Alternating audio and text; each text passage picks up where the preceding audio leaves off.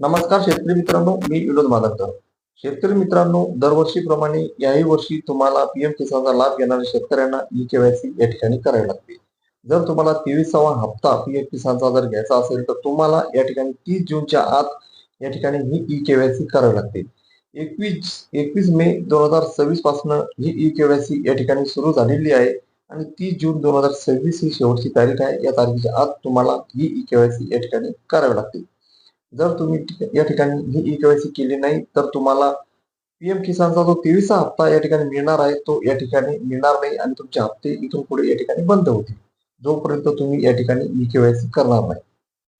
आता ही e KYC तुम्ही करण्यासाठी एक तर या ठिकाणी सीएससी केंद्रावर जाऊन या ठिकाणी ई केवायसी या ठिकाणी करू शकता किंवा घर बसल्या मोबाईलमध्ये अगदी 2 मिनिटांमध्ये तुम्ही या ठिकाणी ही ई केवायसी या ठिकाणी करू शकता. आता घर बसल्या ई केवायसी कशी करायची हे या व्हिडिओमध्ये आपण या ठिकाणी बघणार आहोत. चॅनलवर पहिल्यांदा आला असाल तर व्हिडिओला लाईक करायला विसरू नका आणि चॅनलला सबस्क्राईब करायला या ठिकाणी विसरू नका.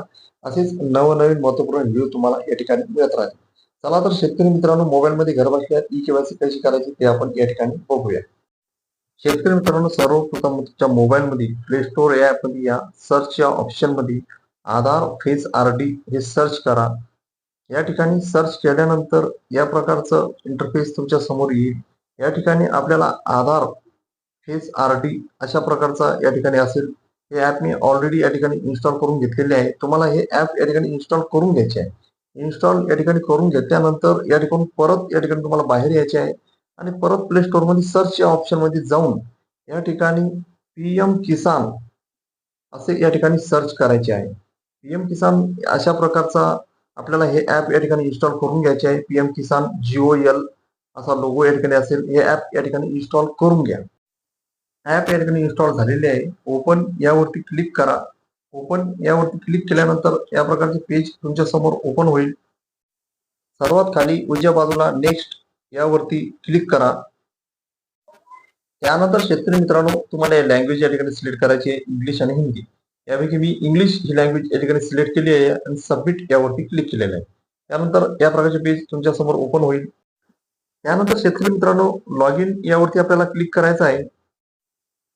लॉग इन टाईप यामध्ये सिलेक्ट या रकान्यामध्ये सिलेक्ट यावरती क्लिक करा आणि या ठिकाणी बेनिफिशरी हा ऑप्शन आपल्याला या ठिकाणी सिलेक्ट करायचा आहे. 2 नंबरचा बेनिफिशरी हा ऑप्शन सिलेक्ट करा. आता रजिस्ट्रेशन आयडी आणि आधार नंबर, तर यापैकी आपल्याला आधार नंबर यावरती क्लिक करायचा आहे आणि खाली दिलेल्या आधार नंबरच्या रकान्यामध्ये आपला आधार नंबर या ठिकाणी टाकायचा आहे आणि face e KYC log in यावरती आपल्याला क्लिक करायचं आहे.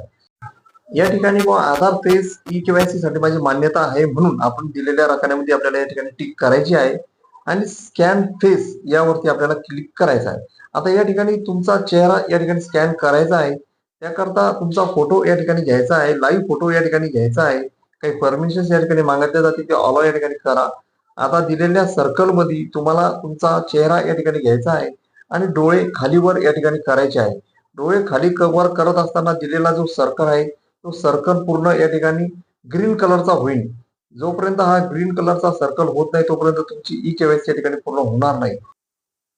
सर्कल हा संपूर्ण ग्रीन कलरचा झाल्यानंतर इमेज कॅप्चर सक्सेसफुली प्रोसेसिंग असा मेसेज तुम्हाला या ठिकाणी मिळेल आणि तुमची केवायसी या ठिकाणी पूर्ण झालेली आहे. आता या ठिकाणी या प्रकारचे पेज तुमच्या समोर ओपन होईल. या ठिकाणी तुम्हाला 6 अंकी एम पिन नंबर या ठिकाणी टाकायचा आहे. तोही 2 वेळा. इंटर एम पिन 6 डिजिट म्हणजे 6 अंकी एम पिन नंबर तुम्हाला या ठिकाणी तयार करायचा आहे. तुमच्या स्मरणात राहील. आता 6 अंकी नंबर दोन्ही ठिकाणी या ठिकाणी टाका आणि सबमिट यावरती क्लिक करा.